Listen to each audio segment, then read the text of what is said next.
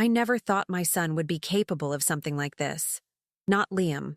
Not the little boy I raised after his father died. The one who used to curl up next to me during thunderstorms. The one whose scraped knees I bandaged countless times over the years. Not the young man whose medical school graduation I attended with tears streaming down my face, overwhelmed with pride. But as I stared at the empty spaces in my jewelry box where my mother's emerald necklace, my grandmother's diamond earrings, and my wedding rings once rested, I had to face the truth. They were just sitting there, Mom. It's not like you ever wore them, Liam said when I confronted him, his voice eerily calm as he leaned against the doorframe of my bedroom. Ashley's family needed help. They were going to lose their house. Those jewels were my inheritance, Liam. They were meant to stay in our family, I said, my voice trembling. I was 62 years old and had been a widow for 20 years. Those jewels were not just valuable items. They were physical connections to my past, to the women in my family who had come before me. You had no right to take them without asking me. I knew you wouldn't understand. You've always been so attached to things, he sighed, with the dismissive tone that had become more frequent since he married Ashley 3 years ago. Anyway, it's done now. They're gone. I tried to steady my breathing. How much did you get for them? Maybe we can buy them back. Liam straightened up, a flash of something. Was it guilt? Crossing his face before his expression hardened again. It doesn't matter. The money's been spent. 2 days later, I discovered exactly how that money had been spent when Ashley's mother, Cynthia, pulled into my driveway in a brand new Mercedes convertible. I stood at my kitchen window, watching her run her manicured fingers over the gleaming hood while Ashley clapped her hands with excitement. That night, I barely slept, my mind racing with calculations. The emerald necklace alone had been appraised at $40,000 just 5 years ago. The complete set must have fetched at least $100,000. For a car? A luxury car for a woman who had never worked a day in her life while I had spent 35 years as a pediatrician, working holidays and weekends to ensure Liam had everything he needed? When I questioned Liam the next morning, his response shattered me. Look, Mom, I don't need to justify how we help Ashley's family, he snapped. That's what you're here for, to support us, to help us. Isn't that what family does? Family doesn't steal from each other, I replied, my voice barely above a whisper. It's not stealing when it's going to be mine someday anyway, he shot back, and then immediately looked like he wanted to take the words back. I recoiled as if he'd struck me. The room suddenly felt too small, too hot. In that moment, I saw with perfect clarity what my son had become, or perhaps what he had always been beneath the surface, and I had been too blind to see it. That evening, I sat alone in my study, surrounded by framed photographs chronicling my life, my wedding day, Liam's birth, his first steps, his graduation, the day he opened his medical practice.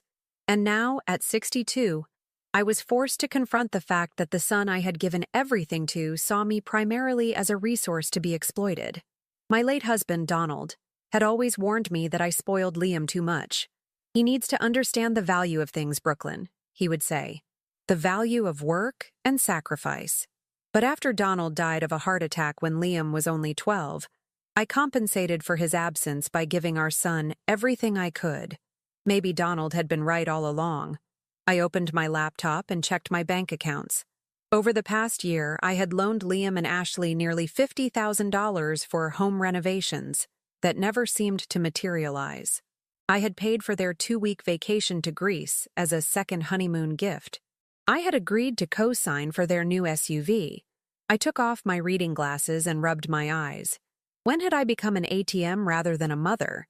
When had my relationship with my son devolved into transactions rather than affection? The next day, Liam and Ashley announced they were going on another vacation, this time to the Maldives for 3 weeks. We really need this break, Ashley said, not meeting my eyes. Liam's been working so hard. But that sounds wonderful, I replied, surprised by how steady my voice sounded while my heart raced with a plan forming in my mind. When do you leave? Next Saturday, Liam answered, looking relieved that I wasn't arguing or questioning them. You'll watch the house while we're gone, right, Brooklyn? Ashley asked, though it wasn't really a question. Of course, I nodded, smiling. Don't worry about a thing. After they left, I sat down with a notepad and made a list of all the places I had wanted to visit throughout my life but never had. Paris, the Grand Canyon, the Great Barrier Reef, Machu Picchu, Africa, specifically Kenya, where a colleague ran a medical clinic for children. Places Donald and I had planned to see together in our retirement, before cancer stole that future from us. I had put aside those dreams to raise my son, to build my medical practice, to be responsible. I had delayed my own joy, thinking there would always be time later. But now, watching my son and his wife pack designer clothes for their third luxury vacation of the year, funded by my inheritance, I realized how foolish I had been. That night, I made 3 phone calls. The first was to my lawyer, the second was to a real estate agent, and the third was to my old medical school friend, Dr. Sarah Winters, who ran the children's clinic in Nairobi. "Are you serious, Brooklyn?" Sarah asked when I explained what I wanted to do. "You really want to come here? It's not exactly a luxury retirement." "I've never been more serious about anything in my life," I replied, feeling a sense of certainty that had eluded me for years. "I need to do something meaningful. Something for myself." "Well, we could certainly use another pediatrician," Sarah said, her voice warming. "And there's someone here I think you'd like to meet. Another Dr. James. He's been asking about you ever since I showed him that photo from our reunion." "Sarah, I'm not looking for romance," I laughed, though the idea wasn't entirely unwelcome. "I'm looking for redemption." "Why can't you have both?" she asked. The day before Liam and Ashley were set to leave, I withdrew $100,000 from my retirement fund, exactly the amount I estimated they had gotten for my jewelry. It would cost me in penalties, but some things were worth more than money. Some lessons were priceless. As I watched Liam pack his expensive luggage into their car, I wondered if he would even care about what I was planning to do. Would he be angry? Hurt? Or would he simply see it as an inconvenience? "We'll call you when we land," he said, giving me a quick, perfunctory hug. Ashley simply waved from the passenger seat. As they drove away, I felt a strange mixture of sorrow and liberation. My son might have sold my past without permission, but he couldn't sell my future. Not unless I let him. I watched until their car disappeared around the corner, then returned to the house to finish packing my own bags. 3 weeks would give me more than enough time. What Liam didn't know was that when he returned, expecting to find his complacent mother waiting with open arms and an open wallet, he would instead find an empty house, a sold sign in the front yard, and a simple note, "Help yourself." The morning after Liam and Ashley left, I woke up feeling lighter than I had in years. I moved through the house with purpose, sorting through my belongings, deciding what to keep, what to donate, and what to sell. Each decision felt like reclaiming a piece of myself. My friend Janet came over to help, her eyes wide with disbelief as I explained what had happened and what I was planning to do. "Brooklyn, are you sure about this?" she asked, folding one of my sweaters and placing it in a cardboard box labeled "Donate." "This seems so extreme." "What's extreme is having your own son sell your family heirlooms without permission," I replied, surprised by the steadiness in my voice. "What's extreme is being treated like an ATM instead of a mother," Janet sighed, her face softening with concern. "I've been telling you for years that Liam was taking advantage of you. But this, selling your house, moving to Kenya, that's a huge step."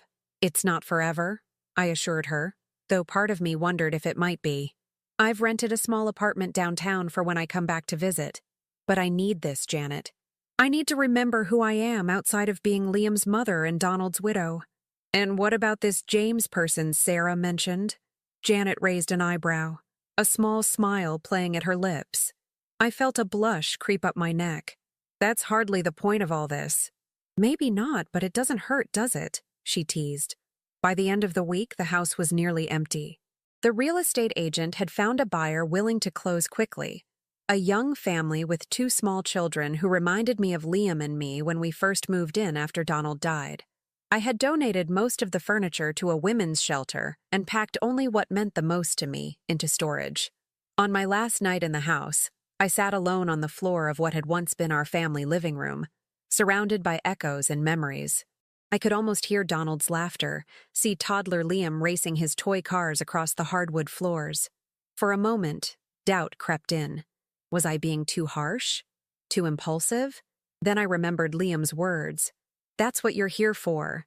And the doubt evaporated. I wasn't abandoning my son. I was teaching him that relationships must be based on respect and love, not convenience and exploitation. I was also, finally, putting myself first. The next morning, I signed the closing papers on the house. The proceeds would be divided. Half into my retirement account, a quarter into a separate account for genuine emergencies that Liam might face in the future. Medical issues, not luxury cars or vacations, and the final quarter would fund my work at the clinic in Kenya. As the realtor handed me the check, she smiled warmly. "It's not often I see someone your age making such a bold change. It's inspiring." "My age?" I laughed. "I'm 62, not 92. I've still got plenty of life to live." My flight to Paris was scheduled for later that afternoon, the first stop on my journey. I'd given myself 2 weeks to visit some of the places Donald and I had dreamed of seeing together before continuing on to Kenya. 2 weeks to rediscover the woman I used to be, the one who had dreams and ambitions beyond raising a son and building a successful medical practice. Before heading to the airport, I made one final stop, at Liam and Ashley's house. I used my key to enter, placing it on the kitchen counter afterward. I left a thick manila envelope alongside it. Inside was a letter explaining my decision, copies of the documents showing the account I'd set up for emergencies, and the note I'd mentioned, "Help yourself," written in my neat, precise handwriting on monogram stationery that had been a gift from Liam years ago. I also left something else. A small, worn jewelry box containing a single item, the simple silver locket my mother had given me on my 16th birthday. It wasn't valuable, not in the way my other jewelry had been, but it was precious to me. Inside was a tiny photograph of Donald holding newborn Liam. It was the one piece of jewelry I had worn every day since Donald's death, a tangible connection to the two most important men in my life. Leaving it behind felt significant, not a severance, but a reminder to Liam of the mother I had been, of the family we had been before greed and entitlement had corrupted our relationship. Whether he would understand the gesture was another matter entirely. As I closed their front door for what might be the last time, I felt no regret, only a curious mixture of sadness and anticipation. Paris was everything I had imagined and more. I spent my days wandering the streets, visiting museums, and sitting in cafes watching the world go by. For the first time in decades, I was answerable to no one but myself. No patients to see, no son to worry about, no responsibilities except to my own happiness. On my third day there, sitting at a small table outside a cafe near the Seine, I called Sarah in Nairobi.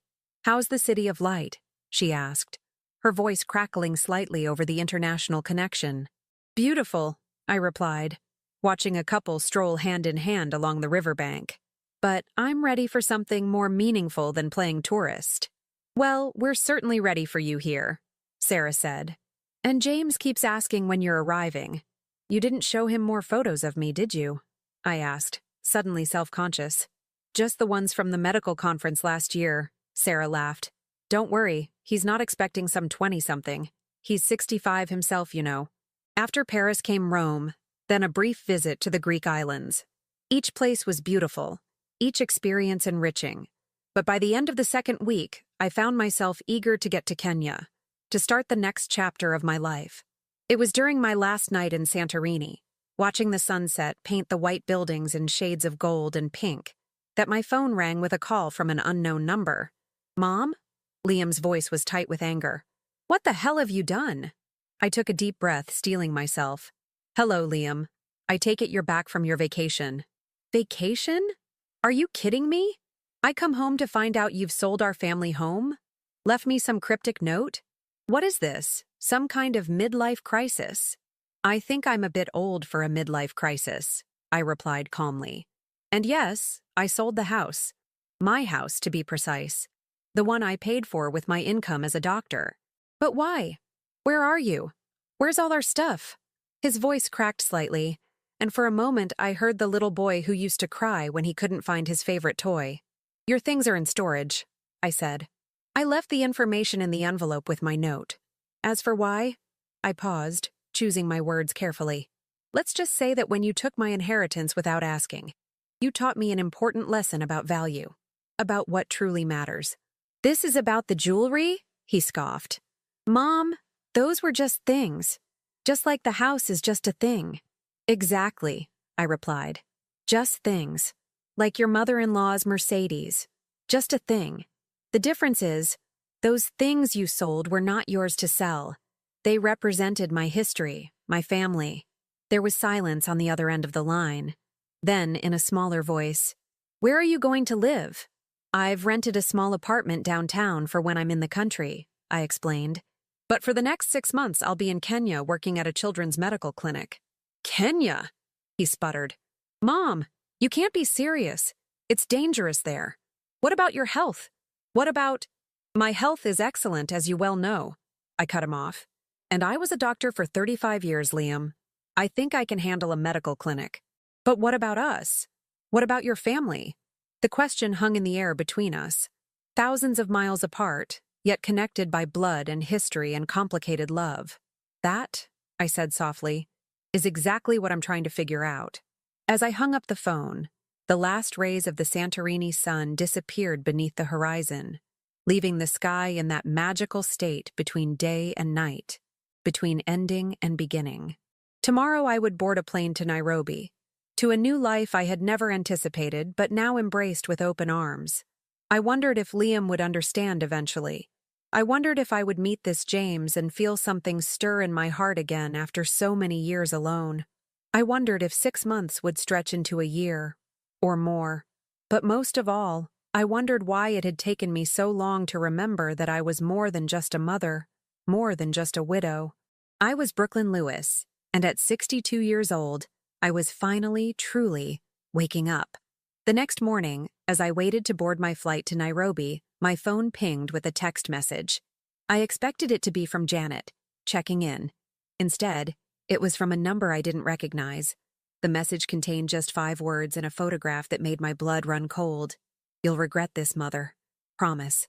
The photo was of my silver locket, the one I had left for Liam, broken into pieces on what appeared to be a concrete floor. I stared at my phone screen, my fingers trembling. The broken locket lay scattered like my heart, each piece a reminder of the son I thought I knew. For a moment, I considered canceling everything, running back home to fix whatever had broken between us. The airport noises faded around me as I struggled to breathe. Then anger replaced shock. That locket had survived 46 years, through my mother's battle with cancer, through my marriage to Donald, through raising Liam. Now it lay destroyed because my son couldn't handle the consequences of his own actions. I took a screenshot of the message, blocked the number, and boarded my flight with renewed determination. The old Brooklyn might have turned back, might have apologized for asserting her independence, but I wasn't that woman anymore. The flight to Nairobi was long, giving me plenty of time to think. I had texted Janet about the message from Liam, asking her to check on him, but not to tell him where I was staying in Kenya. He needs time to cool down, I wrote. We both do. When we finally landed at Jomo Kenyatta International Airport, the humid heat hit me like a wall as I exited the plane. Standing in the arrival area was Sarah, her silver hair cut in a practical bob, her skin tanned from years under the African sun. Beside her stood a tall man with kind eyes and salt and pepper hair, wearing khaki pants and a light blue button-down shirt. Brooklyn! Sarah rushed forward, embracing me. You actually did it! I still can't believe it. Neither can I admitted, returning her hug. Sarah pulled back, gesturing to the man beside her. This is James Mitchell. James, meet Brooklyn Lewis, the best pediatrician I've ever known and the woman I've been telling you about for months. James stepped forward, his handshake firm and warm. Sarah's praise has been effusive, he said, his British accent softening the words. I was beginning to think you couldn't possibly live up to it, but I see she might have understated things. I felt my cheeks warm, suddenly aware of how rumpled I must look after 20 hours of travel. Don't believe everything she tells you, I replied, especially the part about me being a morning person. James laughed, a deep, pleasant sound. Duly noted. Now, let's get your bags and head to the clinic. You must be exhausted. The drive from the airport to the clinic took us through Nairobi's bustling streets and then out into more rural areas.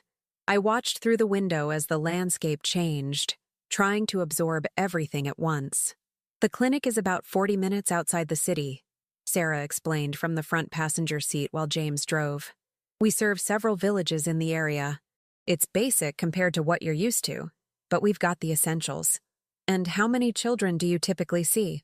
I asked, sliding back into the comfortable role of doctor, pushing thoughts of Liam and the broken locket from my mind.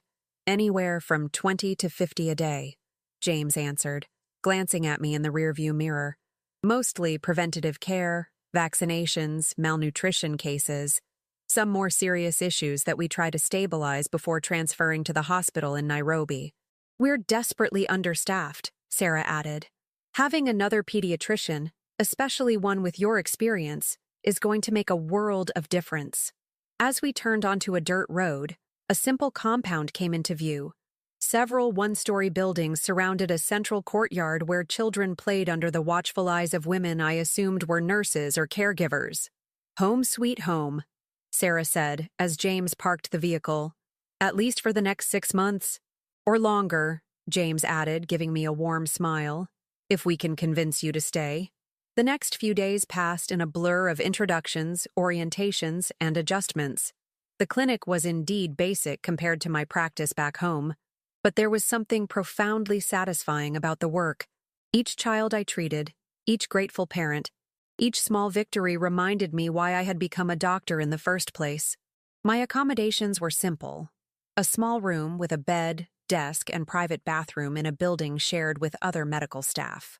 The windows looked out onto a garden where birds I couldn't name sang unfamiliar songs at dawn. James lived in a similar room across the courtyard. We often found ourselves sharing coffee in the early mornings before the clinic opened, talking about our lives, our careers, the places we'd been, and the dreams we still harbored. I learned that he had lost his wife to malaria 5 years earlier while they were working together in Tanzania.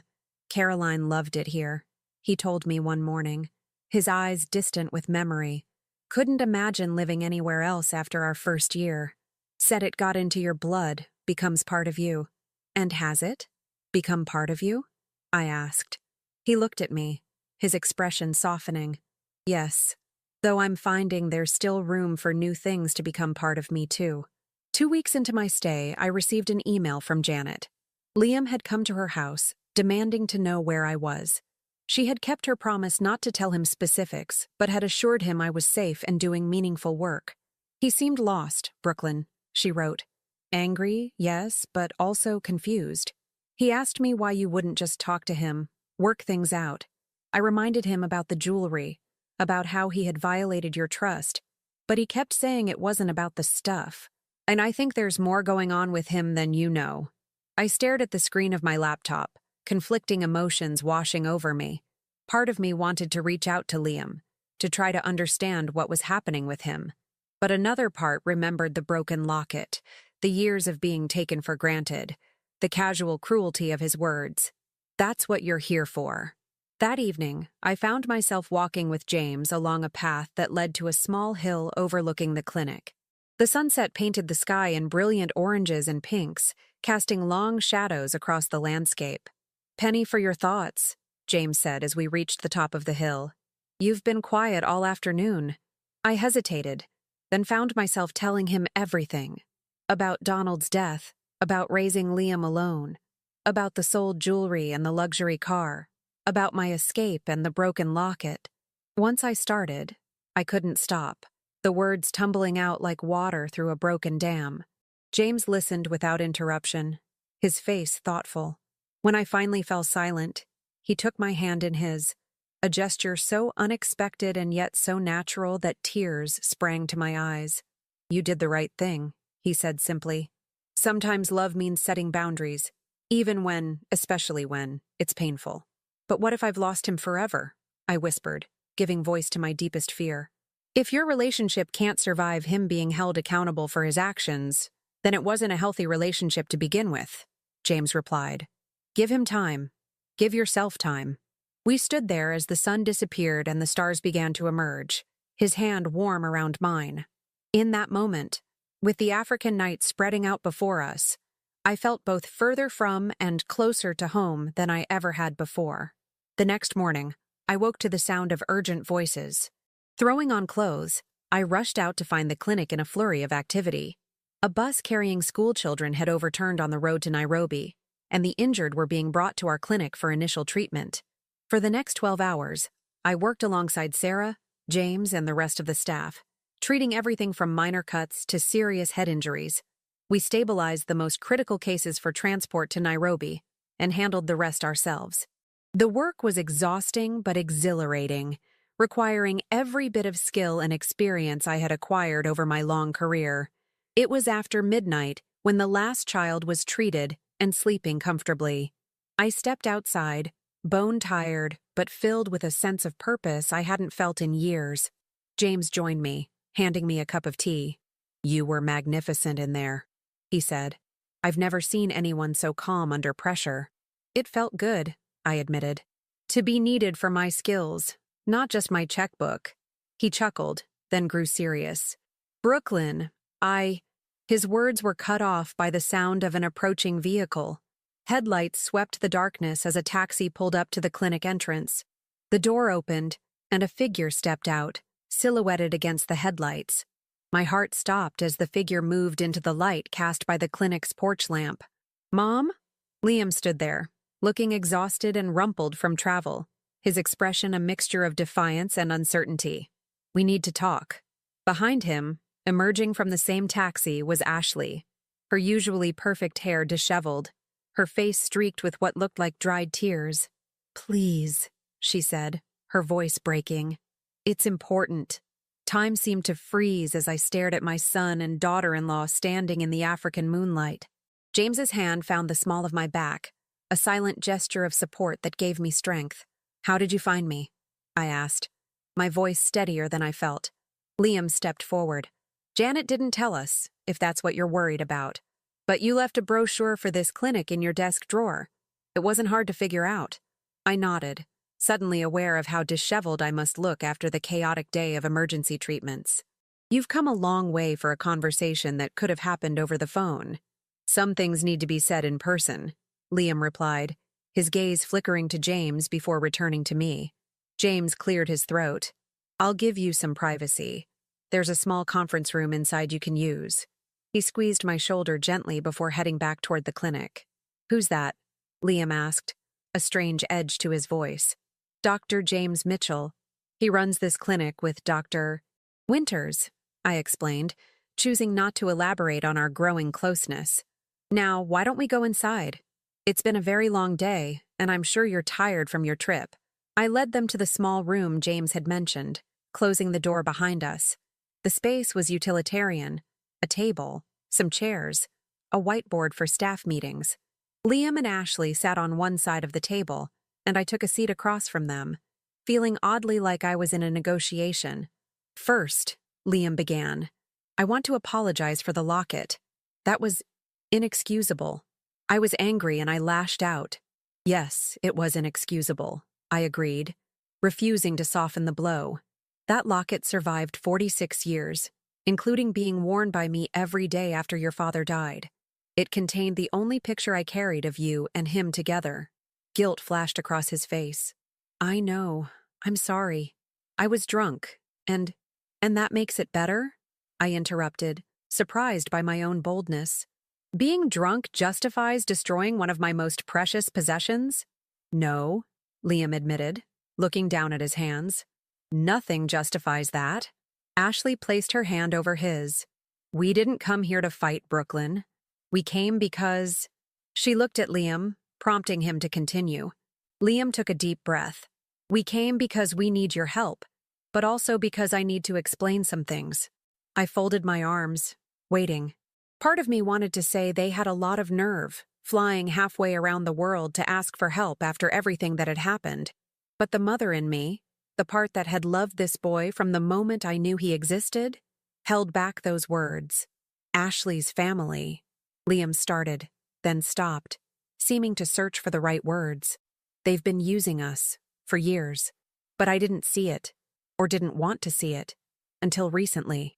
Ashley's eyes filled with tears. My mother has a gambling problem. A serious one. The money for the house, the car, it all went to pay off her debts. But they just keep growing.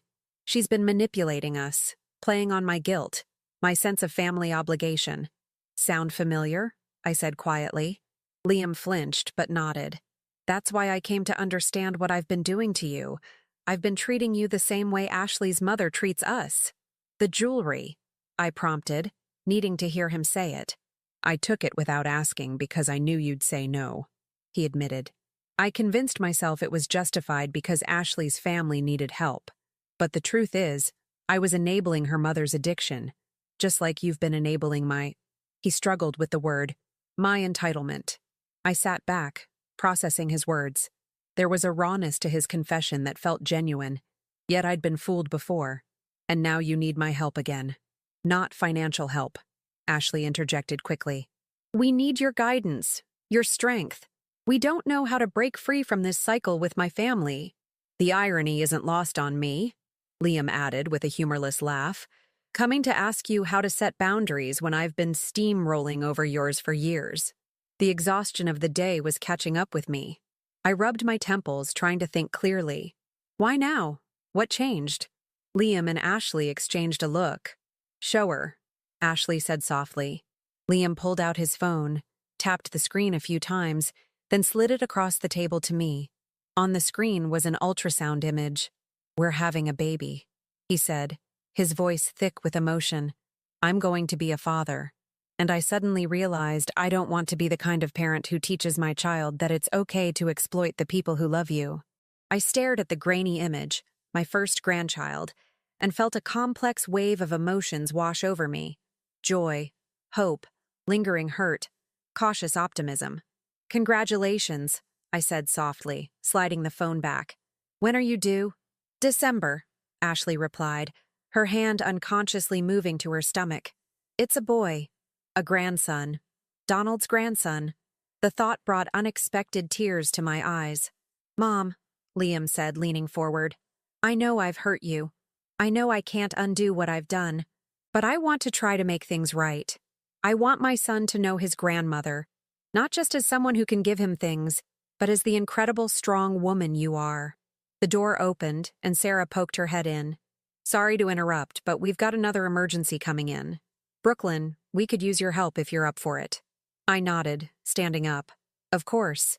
Liam, Ashley, we'll have to continue this conversation tomorrow. There are some empty staff quarters where you can rest tonight. Can we watch you work? Liam asked, surprising me. I mean, if it's not in the way. I've never really seen you as a doctor. Not since I was a kid and you let me play with your stethoscope.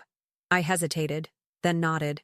Stay out of the way, and do exactly as you're told. For the next 3 hours, Liam and Ashley observed as our team treated children injured in a house fire in a nearby village. I forgot they were there as I fell into the familiar rhythm of triage, treatment, and care. It was only when things finally calmed down that I noticed Liam watching me with an expression I hadn't seen on his face in years. Respect. You're amazing at this, he said as I finally took a break, accepting a cup of coffee from James. I always knew you were a good doctor, but seeing you work like this— He shook his head in wonder. This is who I am, Liam, I replied. Not just your mother or Donald's widow, but Dr. Brooklyn Lewis. I spent years building a career I'm proud of, helping children, making a difference. That's why it hurt so much to be reduced to an ATM. Liam winced. I get that now. I really do. James, who had been quietly observing our interaction, spoke up. Brooklyn has been a godsend here. The children adore her, and the staff respects her expertise immensely. How long will you stay? Liam asked, looking between James and me with newfound awareness. I committed to 6 months initially, I replied. After that, I'm not sure. Will you come back for the birth? Ashley asked hesitantly. We'd really like you to be there. I met her gaze, seeing a vulnerability there I hadn't noticed before. Perhaps I had been so focused on Liam's betrayal that I hadn't really seen Ashley clearly. A young woman caught between her husband and her manipulative mother, now preparing for motherhood herself. I'd like that, I said, surprising myself with how much I meant it. Later that night, after Liam and Ashley had gone to rest, I found myself back on the hilltop with James, the African stars brilliant above us. They seemed genuinely remorseful, James observed. Especially your son. Yes, I agreed. But trust isn't rebuilt overnight. Of course not, he said, taking my hand in what had become a familiar gesture. But it's a start. I leaned against his shoulder, the events of the day catching up with me. I never expected any of this when I got on that plane 2 months ago. Not the clinic, not you, certainly not Liam showing up with an apology and news of a grandchild. James chuckled. Life rarely follows our expectations. That's what makes it interesting. He paused, then added more seriously, "What will you do now? Will you go back with them?" I turned to face him, seeing the question behind the question in his eyes. No. I made a commitment here, and I intend to honor it. What happens after that? I let the sentence hang between us, full of possibility. He lifted my hand to his lips, placing a gentle kiss on my knuckles. I hope what happens after includes me. The moment was interrupted by the sound of running footsteps. One of the nurses appeared, breathless at the bottom of the hill. "Dr. Lewis! Dr. Mitchell! Come quickly!" she called up to us. "It's the American woman, your daughter-in-law. She's collapsed and bleeding heavily." James and I exchanged a horrified look before sprinting down the hill toward the clinic, my heart pounding with a new fear. I might have just found my way back to my son, just learned about my future grandchild, only to lose them both in this place so far from home. Time both slowed and accelerated as James and I raced back to the clinic. The warm African night that had felt so peaceful moments before now seemed oppressive, heavy with fear and urgency. We found Ashley on a bed in our small emergency room, pale and frightened, with Liam clutching her hand. Blood stained the sheets beneath her, and her face was contorted with pain. "What happened?" I asked, instantly shifting into doctor mode as I checked her pulse. "Sharp pain," Ashley gasped. "Then bleeding. The baby, please, save our baby." I nodded reassuringly, even as my mind raced through possible diagnoses, none of them good at only 20 weeks of pregnancy. "We're going to do everything we can." Sarah appeared with the portable ultrasound machine, our most advanced piece of equipment. "I've called for an emergency medical helicopter from Nairobi," she said quietly. "ETA 40 minutes. "That may not be soon enough," I replied under my breath, nodding toward Ashley's alarming blood loss. "We need to stabilize her now." For the next 30 minutes, we worked frantically. The ultrasound confirmed my fears. Placental abruption, a condition where the placenta separates from the uterine wall. It was severe, and both Ashley's life and the baby's hung in balance. "We need to get fluids into her," I ordered, starting an IV line myself while Sarah prepared blood for transfusion. James monitored the baby's heartbeat, his expression grave as he caught my eye. Liam stood helplessly nearby, his face ashen. "Mom," he whispered, sounding like a little boy again, "please save them." In that moment, all the hurt between us faded into the background. He wasn't the son who had betrayed my trust. He was a frightened father-to-be watching his family's future slip away. And I wasn't a wronged mother seeking independence. I was a doctor with the skills to help. "Talk to her," I instructed Liam as I worked. "Keep her calm and focused." The minutes crawled by as we fought to stabilize Ashley. The baby's heartbeat weakened, then rallied, then weakened again. Ashley drifted in and out of consciousness. Outside, we heard the distant thrum of helicopter blades approaching. "Almost there," I told her, squeezing her hand. "Just hold on a little longer." As the medical team from Nairobi rushed in, I briefed them on Ashley's condition, impressed by their efficiency and expertise. They would airlift her to the hospital in Nairobi, where she could receive the advanced care she needed. "I'm going with her," Liam said as they prepared to move Ashley to the helicopter. I nodded, then surprised myself by saying, "So am I." James looked up sharply. "Brooklyn, she's my daughter-in-law," I said firmly. "And that's my grandchild. I need to be there." He held my gaze for a long moment, then nodded. "Of course. I understand." The helicopter ride to Nairobi was tense, with the medical team monitoring Ashley constantly. Liam sat across from me, our knees almost touching in the confined space, his eyes never leaving his wife's face. "I'm sorry," he said suddenly, his voice barely audible over the roar of the helicopter. "For everything. The jewelry, the locket, taking you for granted." "I know," I replied, reaching across to take his hand. "We'll talk about all that later. Right now, let's focus on Ashley and the baby." At the hospital, Ashley was rushed into surgery. Liam and I found ourselves alone in the waiting room, the harsh fluorescent lights emphasizing the exhaustion on both our faces. "How did we get here?"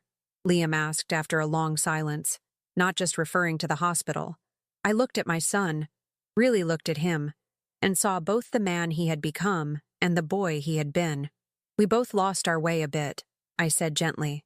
"After your father died, I tried to fill the void by giving you everything. Maybe that wasn't always what you needed." Liam nodded slowly. "I never dealt with losing Dad. Not really. I just took and took, trying to fill a hole that couldn't be filled with things. And I let you," I admitted, "because it was easier than facing my own grief, than building a new life without Donald." "Like you're doing now? With that doctor?" There was no judgment in his voice, just curiosity. I felt a smile tug at my lips despite the circumstances. "James. His name is James. And yes, I suppose I am. It's unexpected, but good. He seems like a decent guy," Liam said, surprising me. "The way he looks at you, it reminds me of how Dad used to look at you." The simple observation brought tears to my eyes. He is a good man. Our conversation was interrupted by a surgeon entering the waiting room, still in scrubs. We both stood, hearts pounding. "Mrs. Lewis? Mr. Lewis?" the surgeon asked. "Dr. Lewis," I corrected automatically, then held my breath. The surgeon smiled. "Dr. Lewis, then. Your daughter-in-law is stable. We had to perform an emergency cesarean, but she's going to be fine." "And the baby?" Liam asked, his voice cracking. "Your son is very small, just over a pound. But he's fighting. He's in the NICU and he has a long road ahead, but with the right care, we're cautiously optimistic." My knees nearly buckled with relief. A grandson, tiny and struggling, but alive. The next 2 weeks passed in a blur of hospital rooms, medical consultations, and quiet conversations. Ashley recovered slowly but steadily. The baby, whom they named Donald after his grandfather, faced the challenges typical of extreme prematurity. But day by day, he grew stronger. I split my time between the hospital and the clinic, unwilling to abandon either my family or my commitment to the children who needed me. James came to Nairobi whenever he could, his steady presence a comfort I hadn't realized how much I needed. One evening, as Liam and I sat beside Donald's incubator in the NICU, my son turned to me with an expression of newfound maturity. "I've been thinking," he said, "about what happens when you finish your 6 months here." I waited, curious where this was going.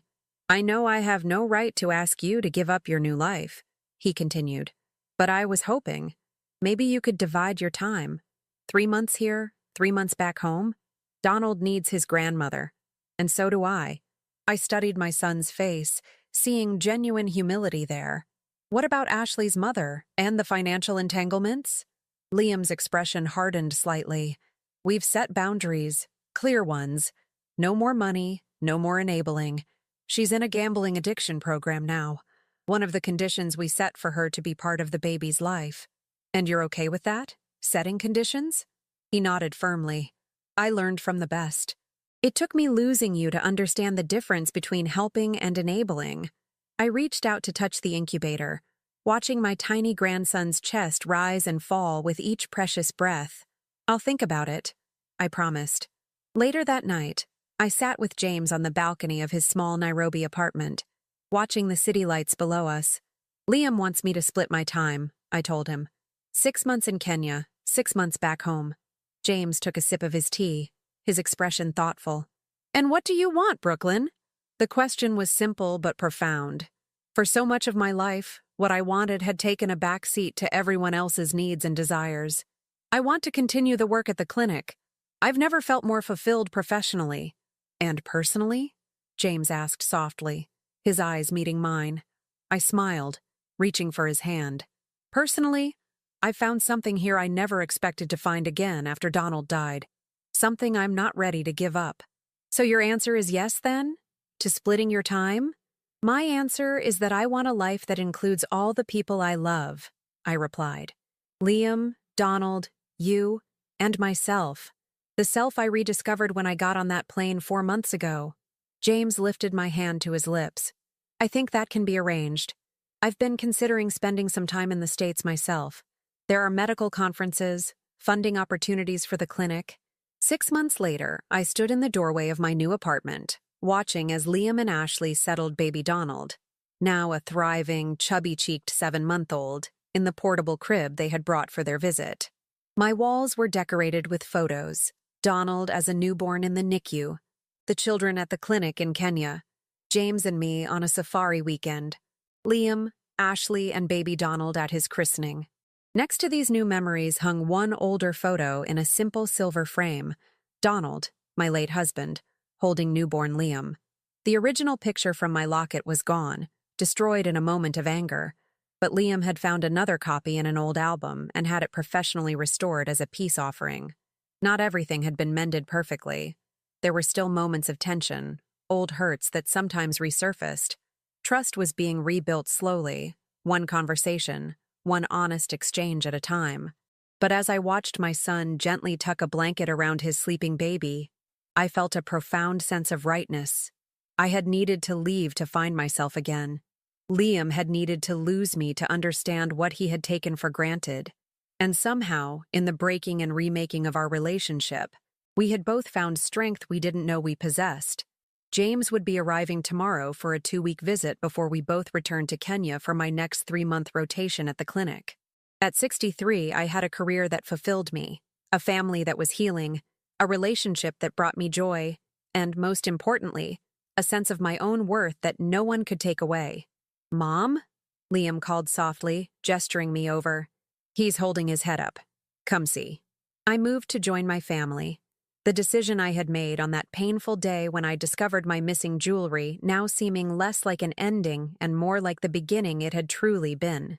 Sometimes the most valuable inheritance isn't what we're given, but what we find the courage to claim for ourselves.